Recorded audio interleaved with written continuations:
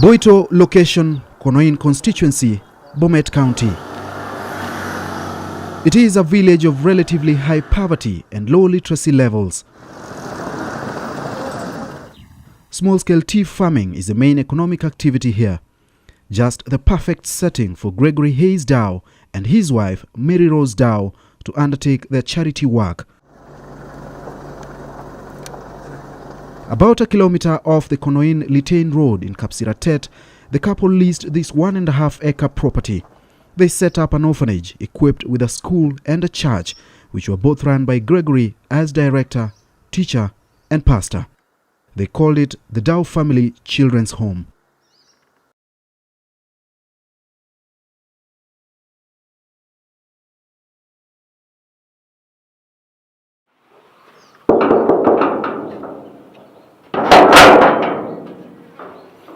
Hi, Davis. Davis Bett worked for the Dows as a manager of the home from 2008 to 2013. For 5 years, he witnessed everything that happened here. When they first came, this building was there because this used to be a secondary school for a neighbor here, with the name of Geoffrey Ngetich. He tried to intervene when he thought things were inappropriate, but that eventually cost him his job. I had suspected something is wrong with Gregory, and they used to tell me that, Davis, I'm not a good person, all the time, until I asked him one day that, why do you say that, you wasn't a good person? He told me that back in the U.S., he had already been jailed over assault. He said that he had confrontation with his former wife, and he was put in jail. And he also told me that he was using the hard drugs. But he said that when he came back from the prison, he got saved and he's not using all that anymore. But something was wrong. He also had the behavior of swapping the guns on their butts. It's inappropriate for us here. And I told Gregory, it's not good for you to do that. He said, who cares about that, Gregory's mild sexual advances were often overlooked, but soon after, these advances progressed to full-blown defilement of the girls who were aged between 10 and 15 years old at the time, taking away their innocence. Beatrice, not her real name and whose real identity we have concealed, has just returned home for the midterm school break. She is received with a loving embrace by her family. It is a kind of care she never had during her 9 years stay at the Dow family home.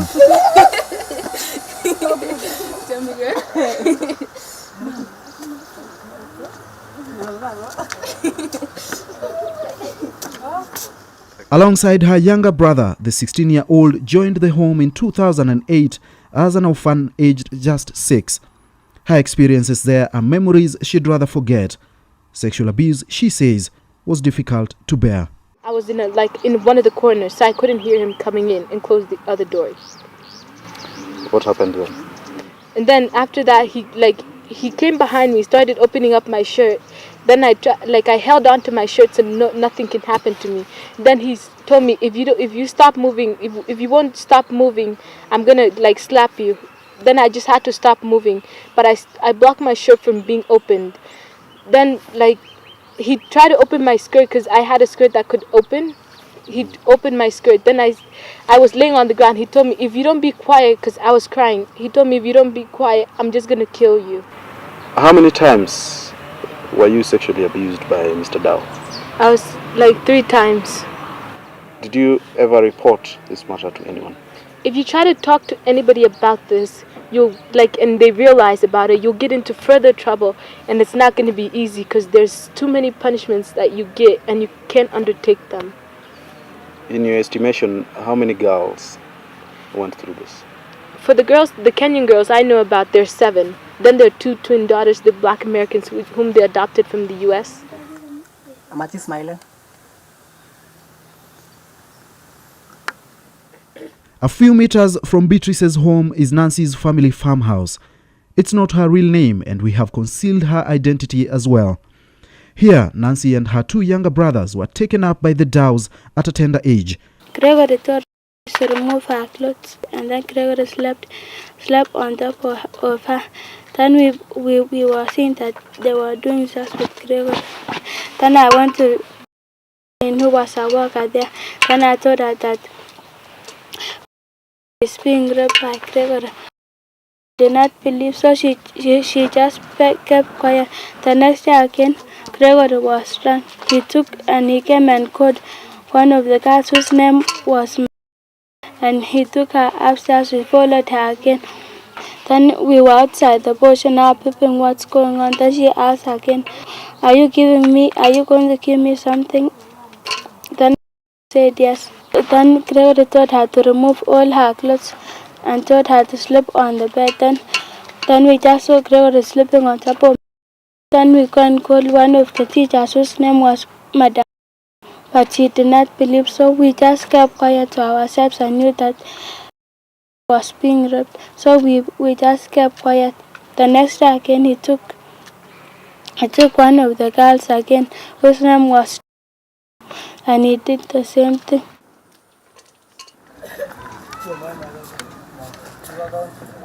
In what appears to be a well-orchestrated scheme, the Dows hatched and executed a plan to prevent the minors from getting pregnant.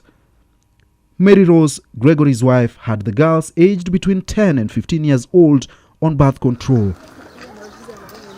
She brought the girls here to Mogogo Sheikh Health Center, a government facility where the birth control implants were inserted under their skin. When we got there, we were sitting at the family planning door. So I was wondering, why are we here? What are we doing here?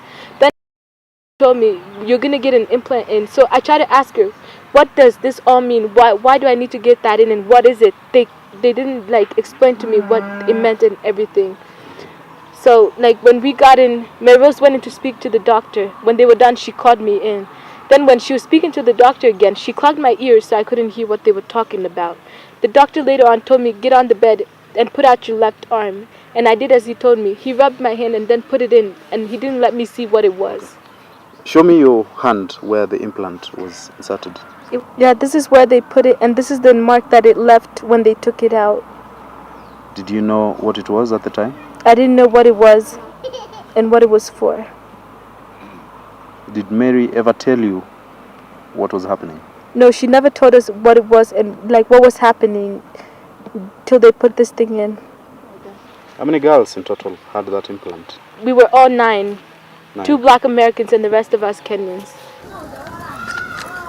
She took us and checked us that if we have HIV and AIDS, but we were negative, all of us. Then she took us to have again, to check us if we were pregnant.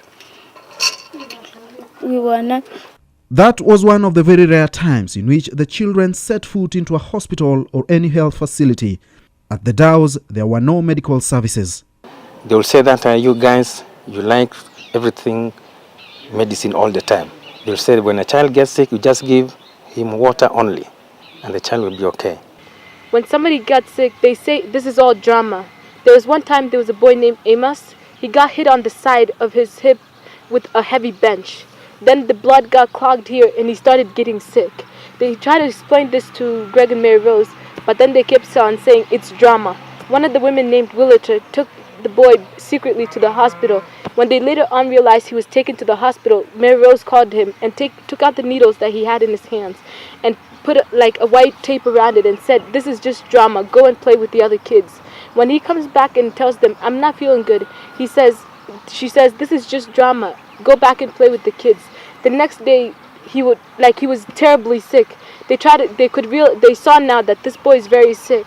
So they tried to take him to the hospital, but it was too late. Amos Kipkemoi died.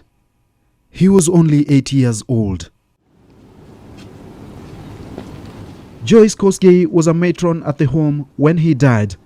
She recalls in excruciating detail the chilling trail of events that led to Amos's death. When she learned about his illness, Joyce sneaked him to a nearby clinic without the knowledge of the Dows. I called Mary Rose, Gregory Dow. Will you please help me? The doctor says he's not going to treat the boy. Please rush him to the Kapkatet hospital. He told me, this is a drama. This is a drama, Joyce. I says, please, the doctor says you can rush him to the Kapkatet. He says, no, that's a drama. is it a drama? And you think that child is so sick. And then in the morning, the women tell me, please, Amos didn't wake up. Go and help. Go and check on him. So I hold the boy. I ran towards Gregory because he was down to the office. I said, hey, Gregory, why don't you help me? Amos is still sick. He hold the boy like this, rush him in. He gave it to Mary Rose on the door. Says, Gregory, get the car. Rush him to the Kapkatet hospital, but it was too late. It was too late for him. There, he died there. Mary Rose keeps saying, Joyce, it's done.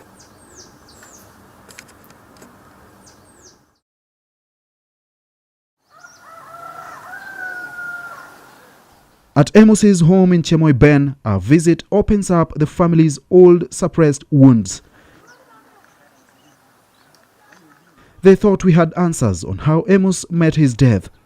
This is where my grandchild was buried in 2014, she tells us.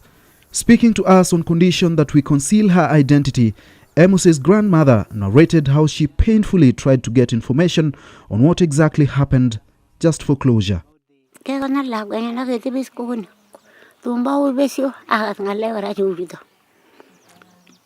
Kuwa madama. Ole maguchu tangal jemenge. Esiru tet kama chu tangale kemenge. Mati ba ori yang ole meger. Kaigere. As ke mo ya nyale ja ale cha mati chu ngale ke magas. Ndata ke chu kongela kwenyon. Hikwa ko hikwa. Kaigere. Age sisi ke ho kongun ho itwa. To magaru. There were 3 mysterious deaths at the Dow Children's Home between 2008 and 2017. Amos and a young girl named Jessica both died out of complications from lack of medical care. They were buried at their parents' homes. That wasn't the case for James Kipkirui, who was only 1.5 years old when he died in 2012. Gregory and Mary Rose were in Kericho, and at night they called me and said that, please, can you go to the home, and that was on 2012, and check on the boy. The guns are telling me that James Kipkirui is not, is motionless, you know. Mm-hmm. So when I came, I found the boy had already died. When they came, they told me to go look for the grandmother. Fortunately, I found the grandmother with the mother of the child. I explained to them, and I brought them. While on our way here, Gregory told me that, can you tell him that we can bury the child here? When we got here, the guys who were splitting the firewood had already dug the grave. So the child was buried here. For a burial to happen, you require permits, yes, which you get from the chief and other authorities. Yes. Was that done? It wasn't done. I explained to Gregory, said that he has his own constitution. This is a small America in a village of Kapsiratet. He said that is a waste of time. He refused. And that is why when we came, they had already dug the grave. He wanted to do it very quickly. So I decided I jumped on that fence. I went to Geoffrey's. Geoffrey was not there. He was in Eldoret. But on my way to his house, I met with some guys, a pastor and some other 3 guys who had gone to pray for Geoffrey's wife. They said that we were coming in there to greet the children. I also explained to them what had happened here, and we came together. So, coincidentally, as we were coming from that gate, Gregory and Mary Rose down, and the grandmother and the mother of the child were bringing the body. So, we came here, we prayed, and the body was buried.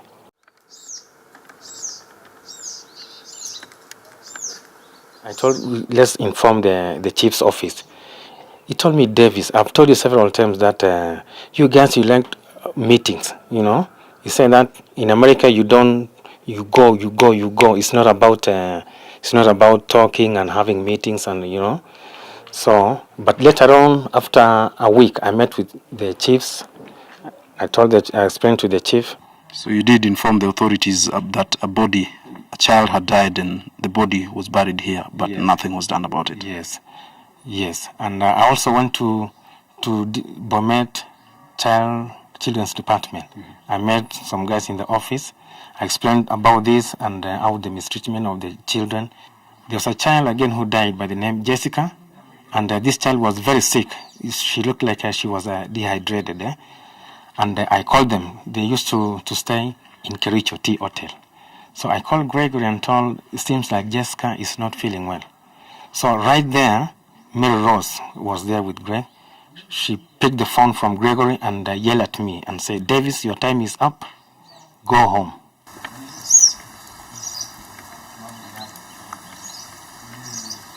When the rest of you learned about the deaths of 3 of your colleagues and how the bodies were handled, how did you feel about that? We felt very terrible because we wanted the kid to be taken to their home so that the parents and the family can do something better about it.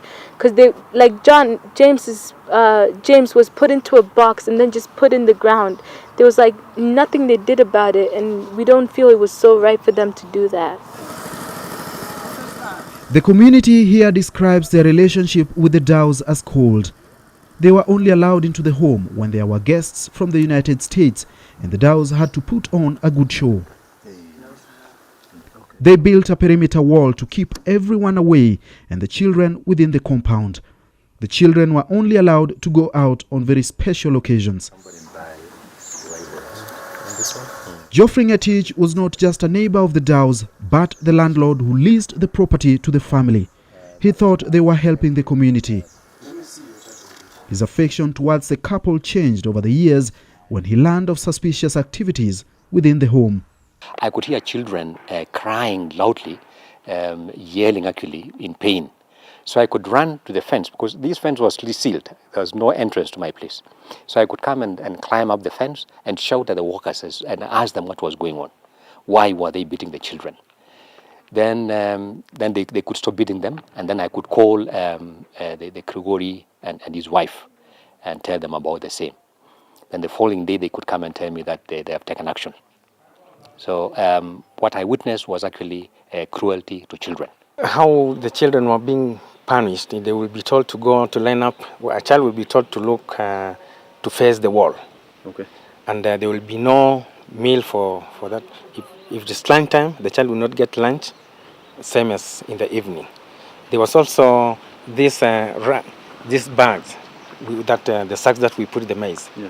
They will sew those sacks for the kids. Whoever is not good, that is how they were punishing the children. It was like beating up an animal, not a human being. They take a pipe, one of those water pipes, then they start beating the boy up until at times even they'll tell them to kneel down, put bricks on their backs, and then they're going to get beaten. When child was get in trouble, like telling another kids bad words, they used to put the soap on their mouth. That's what I saw, and I says, why having the soap on the mouth? He says, this because he's talking a lot, he can shut the mouth. There was 2 kitchens. Their food was prepared in one kitchen, and then our food was prepared in the other. And the kids ate from a bowl at lunchtime. They told you when you put your fists together like this is how much food you need. So they do this to your fist, and that's how much food you get on your plate. And they said that's enough. For supper time, you eat out of a CK cup, and that's enough for you till tomorrow. Then you get more. If you go for more food, then you're gonna get punished because you're not allowed to go for more food. For almost a decade, the children suffered in silence, not knowing where or who to run to for help. For the workers, being sacked, among other threats, forced them into silence. September 2017, the truth finally came out. I understand he was totally drunk, and he dragged one of the girls to where he was sleeping, and he defied the girl, and unfortunately he forgot to close the door. So some young boys followed them. So the boys actually found them in the act. This is where the boys peeped through that window and saw Gregory defiling one teenager who was here too. And that is how this whole thing came out. The boys were laughing and saying that he's having sex with him. After Gregory had sex with me, he sent to call her sister by the name. Understand he wanted to use that girl again. That girl refused to go in, and she went back to the classroom. Gregory went down and beat that girl thoroughly, removed her hair piece, and the whole thing blew up. Gregory assembled the kids and said that if you're not happy here, the gate is open. So the kids started jumping over the fence everywhere. Nancy and another girl escaped. They reported the matter to the authorities. Then the chief told them, go to the police station, I can solve that problem. The next day, Davis, the chief elder, and Ellen, the neighbor for that school, for torture and so, we went to the police station, and my mother and me. Then we went and reported everything to DO and DC. Gregory learned beforehand that the authorities were after him. He fled the country, becoming a fugitive of justice. Mary Rose was arrested in Nairobi as she prepared to exit the country. She was charged in a Sotik court with 2 counts of cruelty to children and 2 counts of failing to protect children from sexual exploitation. Court records show that she was released on a 50,000 shillings fine after serving 5 months in custody. She left the country soon after, joining her husband in the United States. Authorities had the family planning implants removed and all the 83 children reintegrated into the community. Back in the US, the Dows have settled down in the state of Pennsylvania. NTV Investigates found them at their home in Lancaster. The family has kept away from the public eye ever since the Lancaster community caught wind of the story. We tried to get answers from the couple, but the house was locked from inside. Maggie Ruto is a Kenyan living in the United States. Her intervention to push for justice for the Boito children has raised awareness in the US about the allegations against Gregory and Mary Rose. She did a good job. Her case is compounded by the fact that Gregory is in fact a convicted child molester and a registered sex offender in the state of Iowa. It was a sexual abuse on his own daughter from his first marriage, and he was actually convicted. His wife from the first marriage did present a detailed information about what transpired with the daughter. NTV obtained these documents from the Iowa District Court showing that Gregory was charged with the crime of having lascivious acts on his daughter in 1996. It further details the events that took place in his house, so gruesome and disturbing to air on national television. Gregory pleaded guilty to the charges. The 60-year-old did not spend time in prison, but was on a 2-year probation until 1998. Maggie sought the help of the Kenyan Women in the US, an initiative led by Lily Richards in the push for justice. Kwitu has been collecting signatures in a petition seeking the extradition of the Dows to face charges in Kenya. He sexually molested little children. Some children are dead under very suspicious circumstances, and these kids were abused emotionally, psychologically, physically. But the Dows have maintained their innocence in the wake of the allegations. In an interview with the Lancaster online news website, Gregory says, the neighbor and a former employee got a few rebellious teenage girls to lie and get his property back. Kenyans are highly volatile people. It's sad to say we live in a society where people are guilty until proven innocent. Explain it to me. Yes, so this is a title which I have. Geoffrey, the owner of the property, refutes these claims. This was purely lease, a 9-year lease. It came to lease in April 2008. April 2008. So the lease actually expired in 2017, April. By the time this act was discovered, that is in September, the lease had already expired. And they had not even updated the rent. So they were having my rent of about 6 months. It's just impossible for people to let you live in their community for close to 9 years. And then on the last year, they decide, oh, wow, we just want to take your land. That's not what, I don't believe that's what happened.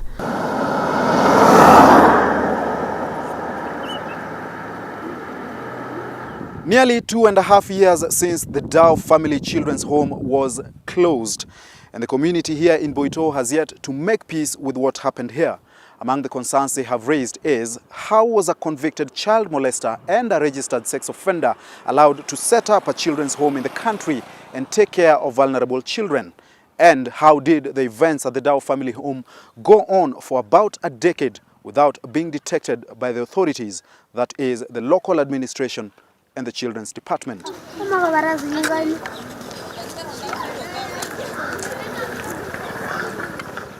Kuna msichana ambaye mimi nasema alikuwa amefika kiwango cha kunini. Si walikuwa wadogo.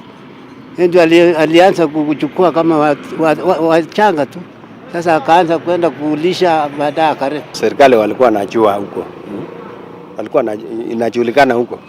Hata ukienda huko utapikwa. Ama namna gani? Na kwa nini huyu alikaa mpaka akatoroka? The Department of Children's Services under the Ministry of Labor and Social Protection is responsible for registration of orphanages and ensuring the rights of children are protected.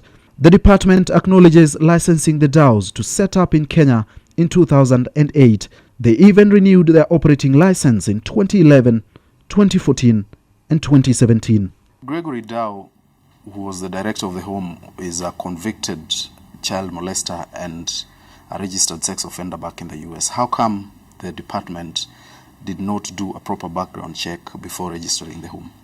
These people come through the immigration, they have work permits, yeah? So it is us, and I've stated very clearly, it is us when we are working with them, with the other stakeholders. Remember, my work is that we enlighten the children about their rights. That's fine, and I understand that. I understand that is work that is being done now. My question is, why was it not done in 2008 when a convicted child molester came and registered a children's home? It is, for me, I don't know about what you are talking about. For me, I'm saying there was a manager, and it is the collaboration of the department plus the other arms of government plus other stakeholders on the ground which enabled this case to come out. Would you say that the officers on the ground did not capture the accurate, nature of the events at the Dow Family Home? An issue of children, it takes a long period, yeah? And it is not a one event. I've even given you an example of when sometimes we get reports, when we go, we find the reports are not as indicated. So in my case, in my view, the Area Advisory Council, they did what was within their law. Would you say they failed in their job then? That is my position. I don't want to be repeating the same thing the same time. I have given you the specific question, the specific answer. You are continuing on the same. There were 3 deaths at the Dow Family Children's Home during the period of the Dow's stay here in Kenya. One of the children, a boy by the name Kipkirui James, was actually buried within the home. Are you aware of that? I'm not aware. I'm not aware. You're not even aware about the healthcare services that were being provided there, or lack of them? I'm aware about the health services, but I'm not aware about the deaths. Yeah. Normally, when there is a death in a CCI, there is a report which is given. Yeah. So you're not given a report about that?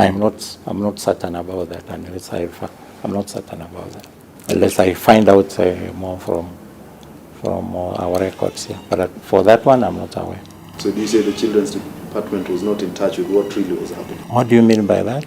By not knowing, not being aware of what was happening. You have been on the ground. Yes. You interviewed my officer on the ground. Yes. Yeah? Yes. Yeah? So for me, I'm not aware of what you are asking now here.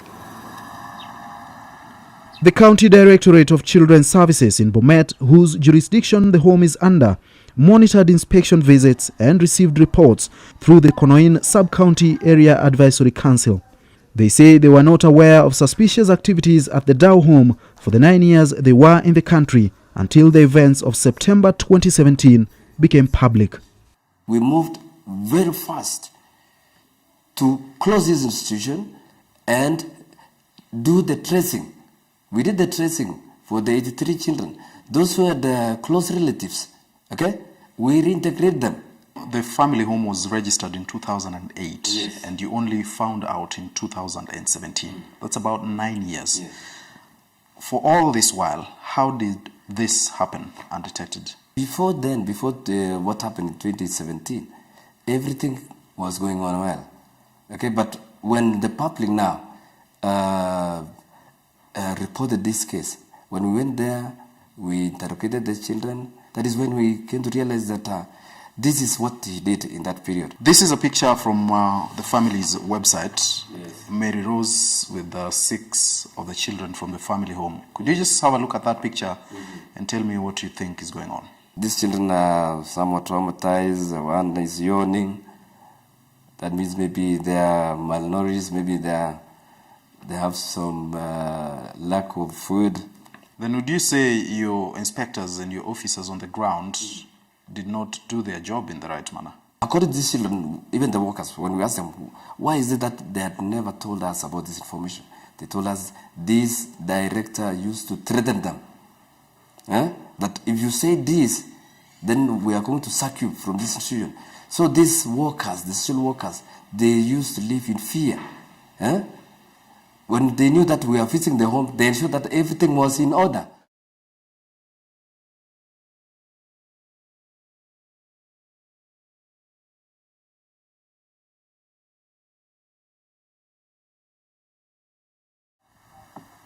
Nehemiah Kones was the children's officer in charge of Konoin constituency at the time of the Daw's stay in Boito. He, alongside the Area Advisory Council, chaired by Thomas Bett, the Assistant County Commissioner at the time, was responsible for inspecting the home and assessing whether children's rights were being adhered to. But in this report dated 23rd October 2013, Kones writes, the children are treated at Kapkatet Hospital and nearby Mogogo Sheikh Health Center. Kones and the Area Advisory Council gave the facility a clean bill of health in their reports, which was not reflective of the state of affairs at the home. Residents we spoke to say he was aware of the activities at the home but chose to ignore. He denies. It was an allegation, not full allegation. As a father, I felt so bad.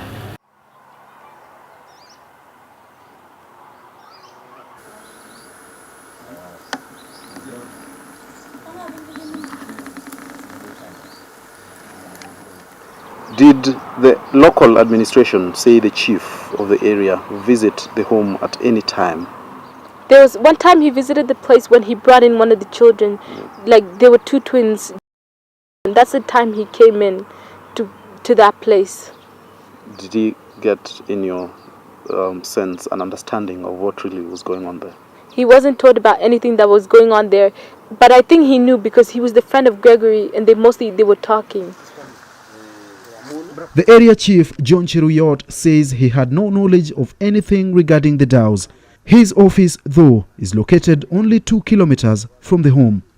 Inasemekana huyu mzungu alikuwa anatumia watu wa area hii kufanya hiyo mambo yake ndio wanyamaze. Sijui sasa alikuwa anatumia kwa sababu hakuna mtu alikuwa anajua siri ya huyu mzungu.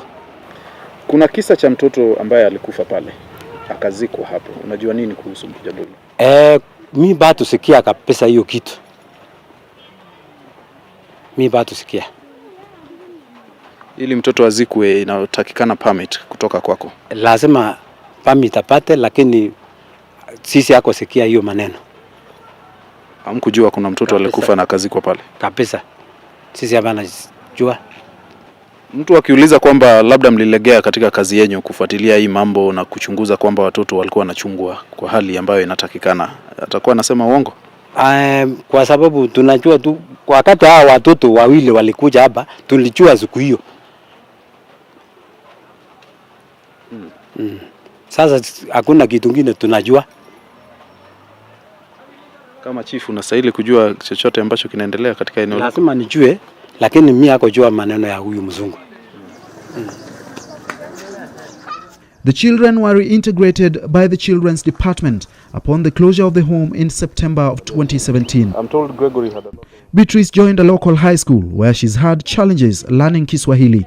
At the Dows, speaking in any language apart from English was an offense. Have you received any form of counseling ever since leaving the home?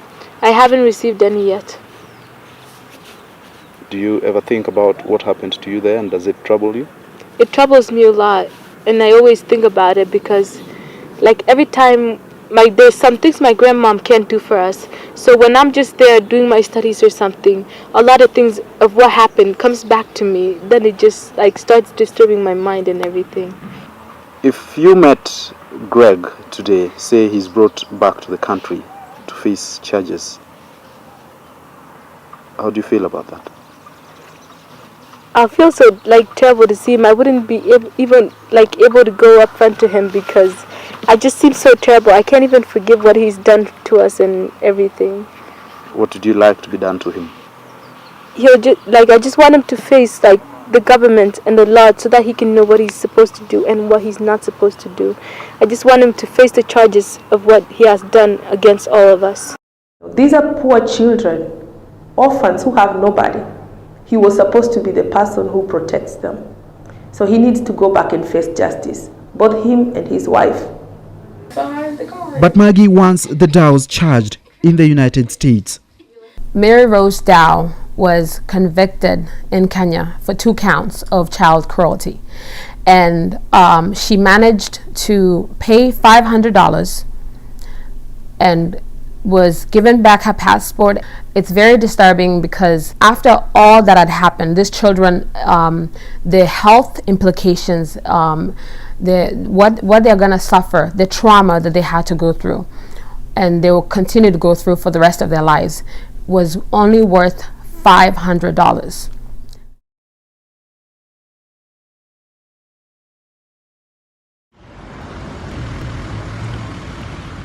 NTV Investigates has learned of a secret joint probe between Kenyan authorities and the FBI.